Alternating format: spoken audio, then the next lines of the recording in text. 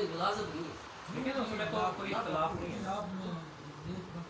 ابراہیم السلام نے وہ اپنے رسول کے پاؤں کو کیوں لگا کر چھوڑا اور یہ حدیث نہیں میری بات سنو. جب قذر لگا ہوا تھا اس کا لفظی معنی نہیں کریں, قذر کا قذر ہی رہنے دیں. ٹھیک ہے آپ کے پاس سے نہ لگائیں. کھنگار یہ بھی ہو سکتا ہے آپ کے نالے پاک میں لگا. تو اگر وہ غلاظت ہوتی یا وہ آپ کے نالے پاک مطلب ناپاک ہوتا تو آپ کی نماز ابتدا ہی سے مطلب جائز نہیں تھی. کیا سمجھے؟ یہ تو یہ کہ آپ یہ بات کبھی جب اس نے یہ روایت پیش کی اس کے بعد کہ آپ نالین پہن کر جوتے پہن کر جنازہ پڑھیں. نہیں ایسا نہیں, میں نے کہا جو پڑھنا چاہتا ہے اور اس کو پتا کہ اس کا جوتا صاف ہے تو جوتے پہن کے جنازہ ہو جاتا ہے. لیکن اگر کسی کا دل مطمئن نہیں ہے وہ اتار دے, اور میں نے خود بھی اتار کے ہی یہ پڑھا. وہ بات کی بات ہے. ان ابی ایوب الانصاری رضی اللہ عنہ یہ پڑھ کے سنائے ان کو عبارت اور اس کا ترجمہ. قال قال رسول اللہ صلی اللہ علیہ وسلم اذا آتیتم الغائط فلا تستقبلوا القبلہ. نہیں پر تھوڑا اس کا کر لینا. اذا آتیتم الغائط جب تم جو ہے وہ قضاء حاجت کرنے لگو فلا تستقبلوا القبلہ قبلہ کی طرف جو ہے وہ منہ نہ کرو. ولا تستدبروها اور نہ ہی اس کی طرف پیٹ کرو. ولکن شرقوا او غربوا لیکن مشرق اور مغرب کی طرف منہ کرنا. اگر میں اس حدیث کا اتنا ہی ٹوٹا پڑھ کر آپ کو ٹکڑا پڑھ کر آپ کو بتاتا ہوں کہ یہ حدیث میں موجود ہے کہ حضور نے فرمایا کہ مشرق اور مغرب کی طرف منہ کر لیا, اور میں الفاظ بھی دکھا رہا ہوں. تو اس کا مطلب یہ ہے کہ مدینہ پاک میں مشرق اور مغرب کی طرف تو قبلہ بنتے ہی نہیں. وہ تو حدیث بات ہے. تو اس میں کرو قبلہ کی طرف, منہ نہ کرو قبلہ کی طرف. تو یہ حدیث سمجھنی چاہیے. اگر یہ حدیث کوئی مولوی اٹھا کے آپ کے سامنے لے آئے بھارت اور کہے نہیں جی لکھا ہوا ہے حضور نے فرمایا مغرب کی طرف منہ کر لو مشرق کی طرف منہ کر لو, تو تسی کا حدیثہ پڑھی کوئی تو جناب مولوی صاحب تو بالکل ٹھیک آتے ہیں کتاب ہی کر کے دس وہ دوسری حدیث ہے.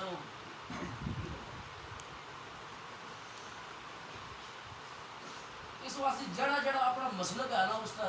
بندہ قائم کیا رہا ہے دوسرے چھیڑا ہے یہ کیا وہ تو فساد ہونا وہ ٹھیک چیز نہیں.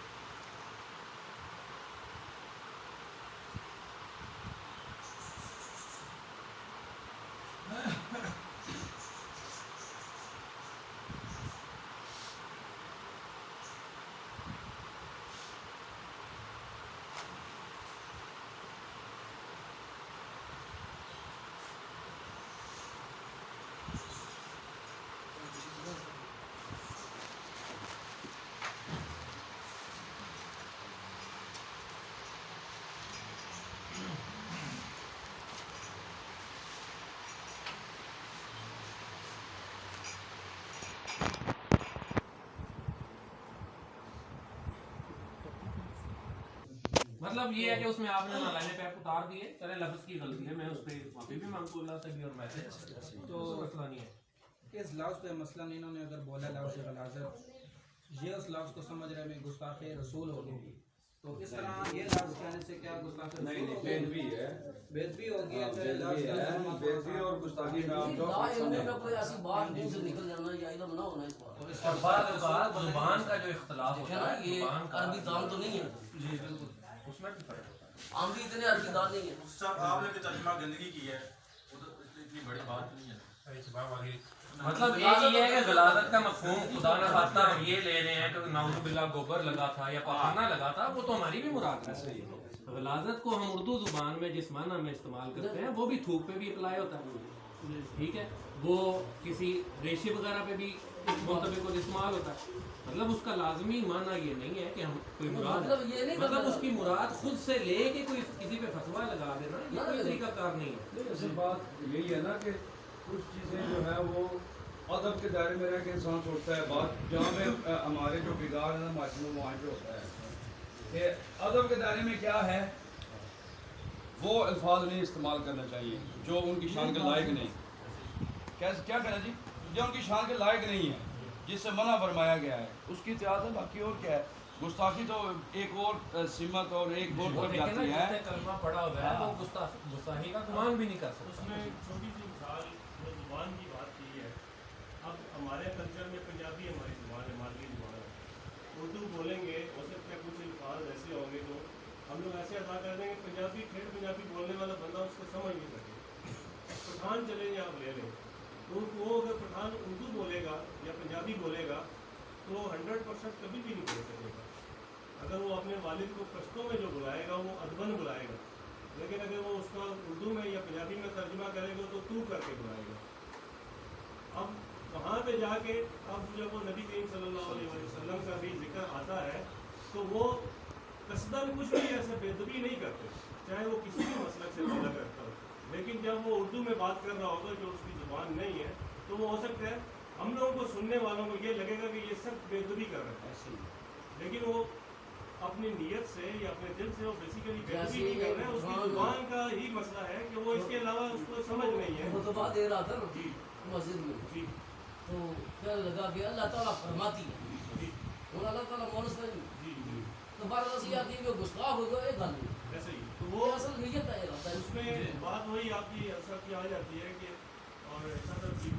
کہ علم ہم لوگوں کے پاس اتنا نہیں ہے. ٹھیک ہے, یہ جتنے بھی اختلافات جو آ رہے ہیں یہ فروئی ہے. اختلافات آ رہے ہیں فروئی ہیں اور یہ آج کے نہیں. اگر کسی نے فاتحہ پڑھ بھی لی ہے نا جی جی تو اس کا بھی ذکر نہیں اور ہے. یہ بڑے بڑے علماء اگر کرام نہیں ہم بھی لوگ- پڑھی جی اس کا بھی مطلب اماموں نے ذکر کیا جی کیونکہ فاتحہ پڑھنا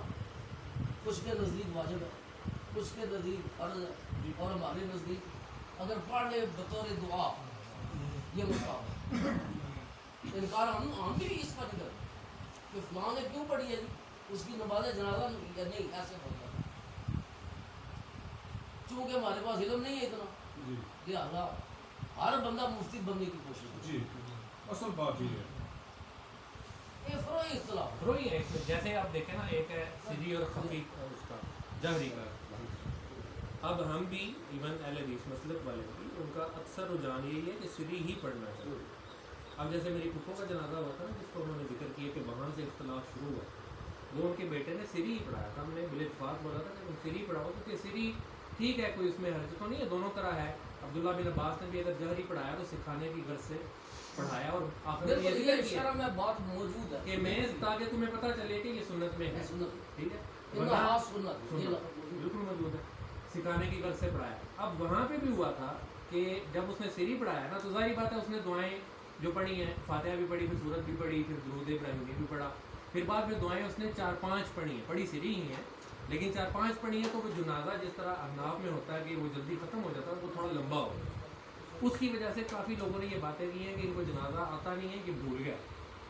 اس لیے یہ لمبا لمبا لمبا کر کے پتہ نہیں کیا پڑھتے ہیں. اس وجہ سے اس وقت اس دفعہ میں نے جہری پڑھا, میں نے اتنی ساری دعائیں بھی نہیں پڑھی, صرف 2 دعائیں. اور بات یہ بھی مثبت ہے کہ ایسا مسئلہ کرنا لوگوں میں جس میں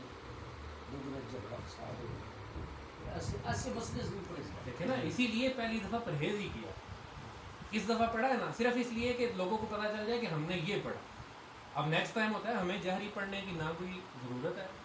اور ہمارے اہل حدیث علماء نے بھی باقاعدہ لکھا ہے کہ بہتر یہی ہے کہ سری پڑھا. اور پھر اختلاف کی لیکن بات ہے. کسی صورتحال میں اگر جہری پڑھ لیا جائے تو اس میں حرج نہیں. ٹھیک ہو گیا.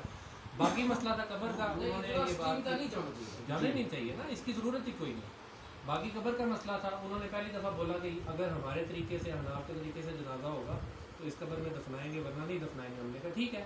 کوئی مسئلہ نہیں, ہم نہیں دفناتے. ہم نے تو لڑائی پہلے لمحے سے ہی نہیں کی نا. جو اس وقت میری پھپھو فوت ہوئی تھی وہ دفن ہو گئی, وہ تو معاملہ ہو گیا پرانا. جو اس دفعہ والا میرے بھائی والا معاملہ ہے اس میں ہم نے تو کسی طرح کی لڑائی کا نہیں کہا. انہوں نے بولا بھی مسجد کے کدال اور بیلچے بھی استعمال نہیں ہوگا, ترپال استعمال نہیں ہوگا. ہم نے اپنے استعمال کر لیے. قبر ہمارے اپنے بھائی نے وقف کی ہوئی تھی, جگہ وہاں پہ بنا لی. جنازہ کا ایک شاملات ہے, ٹھیک ہے, پورے گاؤں کی, وہ صدیوں سے چھوڑی ہوئی ہے. اس سے کوئی کسی کو روک نہیں سکتا کہ اس میں یہ والے مسلک والے پڑھیں گے, یہ والے نہیں پڑھیں گے. قبرستان میں بھلے آپ کہہ لیں, قبرستان میں بھلے آپ کہہ لیں بھی हालांकि उसमें भी कोई रोक नहीं सकता, लेकिन लड़ाई झगड़े को बचने के लिए अगर बंदा कहता है कि ठीक है आपका रिलीफ मकबरा फिक्र का कब्रिस्तान है, आप नहीं दफनाना चाहते हम अलग जगह दफना लें, आप हमारे पीछे जनाजा नहीं पढ़ना चाहते हमें कोई मसला नहीं, हम इनके पीछे आके आपके पीछे पढ़ के मैं बताते खुद अगर मोहल्ले ये गांव में हमारे रिलीफ मकबरा फिक्र की मस्जिद है, हमें यहाँ पे अहले हदीस वक्त जगह छोड़ी हुई है उन्होंने मस्जिद की, और मैं बिल्कुल उसकी तारीफ में नहीं हूँ कि वहाँ पे एक और मस्जिद की मस्जिद बने, क्योंकि हम किसी को काफिर समझते नहीं, ठीक है,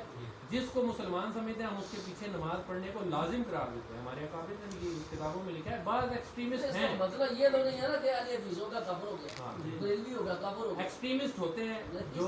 वो असल वो खतरनाक है एक्सट्रीमिस्ट जो है ना। असल जो पहली बात जो मैंने की, पहली बात तो ये है कि उन्होंने बात की आप रुक गए, लेकिन उसकी हिकमत कोई समझा या नहीं समझा,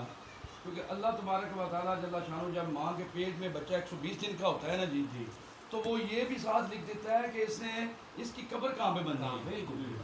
ये भी सर मैं जी जी कर अभी घर पे यही बात हो रही थी कि जो बेवा है मेरे भाई की, उन्होंने ये बोला था कि इस कब्रिस्तान में उन्होंने दफन नहीं होने दिया मेरे खामन को, तो उसको हमने यही बोला था कि उनकी मिट्टी वहाँ पे थी, ठीक है, और जो ये मेरे कज़न है इन्होंने जगह छोड़ी हुई है, इनके चचा फोत हुए हैं,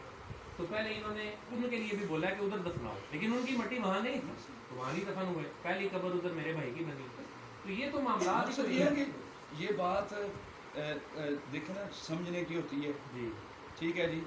और इसलिए मैंने बात ही ऐसे की कि जिससे हम सब बचें। क्या ख्याल है जी? और इख्तलाफात ज़्यादा जन्म ना लें, एक ही ख़ानदान एक ही सिस्टम में रहने वाले, तो क्या करना चाहिए, हर एक बंदे को कोशिश करनी कि जिसकी वजह से कोई थोड़ी बहुत भी हो रही है तो वो किया ही ना जाए, कि जिसकी वजह से हम सब यहाँ पे फिर बैठें या फिर कोई बातचीत हो, क्या चाहिए कि जिसकी वजह से वो भी चलते रहे और हम भी चलते रहें, और इसी से फिर तमाम मामला जो आसानी के साथ इंसान हर मामला चला सकता है। तो इस वजह से अपने अंदर थोड़ी सी कुव्वत बर्दाश्त पैदा करनी चाहिए, ठीक है, और दीन का इल्म जो है वो सीखने की कोशिश करनी चाहिए। क्या कह रहा है कि जिसकी वजह से तमाम मसाइल जो है वो जन्म लेते हैं। क्या ख्याल है, एक बात तो नहीं होती, बाकी सारी बातें भी होती हैं। उन तमाम चीज़ों को जब बंदा मद्देनजर रखता है तो फिर पहले तो यही बात सामने रख के इंसान सारा फैसला खुद ही डिसीजन कर सकता है कि अब मैं ये बात करूं या ना करूं। मतलब जो सारी चीज़ें सोच के पहले देख लेते हैं ना जी, फिर उसको पता चलता है कि यार अब मैं चाहे किसी भी मसला का तल्लक है मेरा, लेकिन यार अब यहाँ पे जो फ़ज़ा है मैं ये काम करूँ या ना करूँ। वो खुद ही इंसान जो है वो कहता है कि यार यहाँ नहीं करना चाहिए। क्यों नहीं करना चाहिए? कि यार यहाँ का माहौल, यहाँ का सिस्टम, यहाँ का तरीक़ाकार जो है वो इस चीज़ पे नहीं है, तो लिहाजा क्या ज़रूरत है मुझे फिर चार भाइयों को आपस में खड़ा करने की या बातचीत करने की। क्या कहना जी, हम एक मानते हैं, हम नहीं मानते, तो लिहाजा झगड़ा ही जो है वो कहाँ से शुरू होता है? इसी से शुरू होता है कि भाई वो हैं, वो हैं। हम ये कहते हैं वो हैं, हम हैं, तो उनको उस तरीके के साथ चलने दो, अपने तरीके को अपने साथ के साथ चलाओ। तो फिर क्या है, फिर तमाम सिस्टम जो है अच्छे तरीके से फिर कोई मुश्किलात नहीं होती। क्या कहना जी? तो ये क्या करना है, अब आप पहले मोहल्ला ने जो है वही उस चीज़ का फैसला करना है जो आप सब के लिए बेहतर हो, जो आप सब के लिए आसानियाँ पैदा करता हो, जो आप सब के लिए जिसमें खैर हो। ठीक है जी, तो जब आप मतलब खुले दिल के साथ इन तमाम चीज़ों को जो है वो हैंडल करेंगे ना जी, तो फिर एक ज़रा भी शय नहीं होगा किसी भी किस्म का कोई मिसाल बने, क्योंकि ना तो यहाँ किसी मुनाजरे की ज़रूरत है, ना ही किसी चीज़ की ज़रूरत है। कुरान और हदीस हर बंदा जो है वो समझता है, लेकिन समझ कर उसको डील करने में बड़ा फ़र्क होता है। क्या कह रहा है जी? अगर यही बात अगर ये चार साथी बैठ के करते तो हो सकता है बात किसी और तरफ चली जाती, ठीक है, उसका रुख कहीं और हो जाता, ठीक है। तो लेकिन जब अहले इल्म के पास इंसान इसलिए जाता है कि यार हमारे मामलात भी हल हो जाएं और हमारे लिए कोई मसाइल भी ना पैदा हो। क्या ख्याल है जी? तो रेहान साहब यही सारी चीज़ें जो है वही है ना, जैसे मैंने आपको की है कि हमें तो ज़्यादा पढ़ाने की ज़रूरत ही नहीं है ना, जो चल जो रहा है सीधी फातिहा वो है जो आपने भी बयान कर दिया कि बतौर दुआ पढ़ ले तो कोई हद में है ही नहीं, ठीक है। तीसरी बात जो उन्होंने बलागत वाली थी वो वैसे ही काबिल बहस रही, वो तो ज़ुबान का फ़र्क, ٹھیک ہے وہ ٹوٹل زبان کا فرق ہے، اس سے کوئی فرق اصل تو بے ادبی یا گستاخی نیت پہ ہوتی ہے، جی صحیح حتیٰ کہ بے ادبی بھی جو ہے نا وہ انسان کی نیت پہ ہوتی ہے، نیت کا فیصلہ اللہ کے علاوہ کوئی نہیں کر سکتا۔ یہ بات ہے نا جو بھی ہے ظلم کیا ہے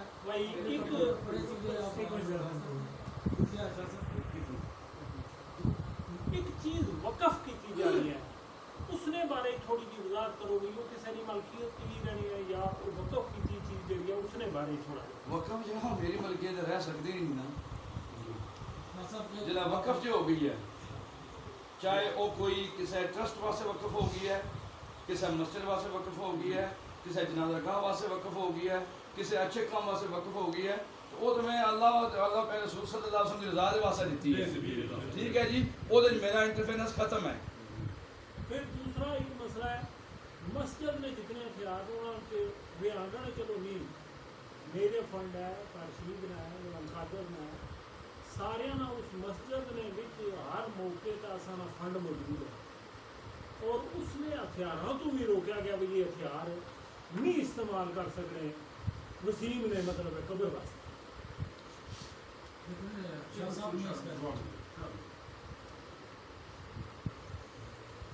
اصل مسائل ہمیشہ جو ہے نا وہ گھٹانا چاہیے جی وہ میرے نکل کے مسائل میں چھار مجبور نہ کرو بس اور مین چیز شاید میں آج کر سکتا جی ضرور اور جدو تساں میں شاہ صاحب یہ فرمانے بھائی اس جنازے صورت پڑھنے کوئی اختلاف ایسا نہیں ہے جناب کوئی فرق نہیں نہیں فرق ہے ادھر یہ نہیں مطلب فرق کوئی نہیں مطلب یہ ہے کہ جس نے اپنے طریقے کا نماز جنازہ اپنے ادھی نماز جنازہ ہو گئی ہے اسی فتوا نہ لا سکتے بھی نہیں ہوئی کیونکہ اسی امام ابو حنیفہ کی تقلید کرنے ہیں ٹھیک ہے انہوں نے نزدیک یہ عمل نہیں اگر فرق نہ ہوتا تو اختلاف کیوں ہوتا مگر اتفاق یہی ہے نا کہ فرق کے باوجود بھی تسی ایک ہوگا نا وہ غلط ہو دیکھو جس طرح سورہ فاتحہ دی احادیث دی احناف نے تعویل کی ہے کہ بطور دعا پڑھی جا عبداللہ بن عمر کی روایت موجود ہے جس میں ذکر ہے کہ جنازہ میں فاتحہ نہ پڑھی جائے بالکل روایت موجود ہے شوافے نے ادھی بھی جس طرح اس دی احناف نے تعویل کر لی شوافے نے ادھی تعویل کر لی ٹھیک ہے اصل مسئلہ یہ ہے کہ جڑا شوافے کر رہے تسی انہاں نوں اس طرح کرن جو ہے حدیث کر رہے احناف اسی احناف دے پیچھے کھلے دل نال نماز پڑھنا دیکھو جڑے چارے امام اور سارے اہل سنت جی ٹھیک ہے امام شافعی حضرت امام ابو حنیفہ دی قبر نہ جا کر اگر کوئی حاجت ہوتی سی نا تو اتھا جا کر نفل پڑھ کے اللہ تعالیٰ کو دعا مانگ دے انہاں دی برکت نال اللہ تعالیٰ وہ مطلب انہاں دی مشکل نو حل کر سکتا یعنی اختلاف ہونے کے باوجود سب کچھ اختلاف شروع سے چل رہا ہے جس طرح امام ابو حنیفہ رحمۃ اللہ علیہ اور انہوں نے شاگرداں چ بھی بعض مسائل سے بھی اختلاف ہے لیکن انہوں کا مطلب یہ نہیں ہے جیسے دوسرے نے گمراہ کہہ دئیے یا کافر کہہ دئیے پر اختلاف کی وجہ اعتقادی اختلاف ہے ایک بندہ اگر نبی صلی اللہ علیہ وسلم نو ڈیگریڈ نعوذ باللہ انہوں کی گستاخی کر رہا کوئی بھی بندہ تو ساڈے نزدیک وہ مسلمان ہی نہیں بلکہ واجب القتل ہے جڑا گستاخی کر لیکن ایک کام پہلا ثابت کرنا کہ گستاخی ہوئی ہے پھر انہوں سزا دینا 295 سی پورا لگو سی دفعہ مثال عرض کرنا سورۃ منافقون کے وچ ہے هم الذین یقولون لا تنفقوا علی من عند رسول اللہ حتی ينفضوا وللہ خزائن السماوات والارض ولکن المنافقین لا یفقهون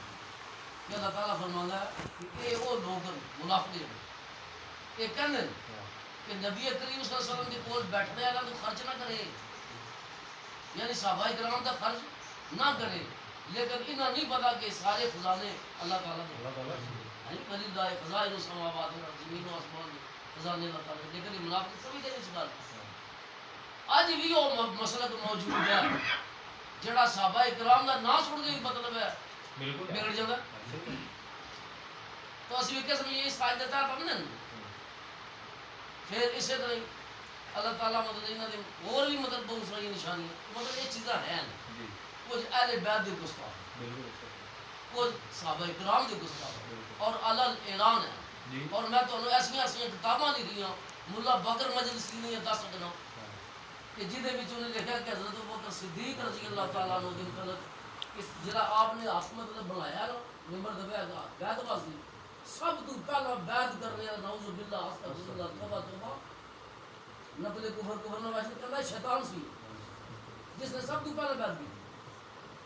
ہن کہ اسی مطلب سمجھی کہ عثمان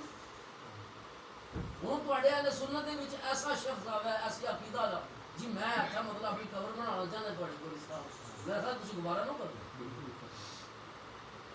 گستاخ رسول بھی موجود ہے یہ نہیں کوئی نہیں ہوں بھیا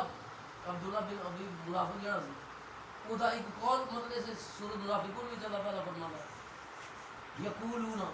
لا رجانا الى المدینہ لا یخرجن العز منها الاذل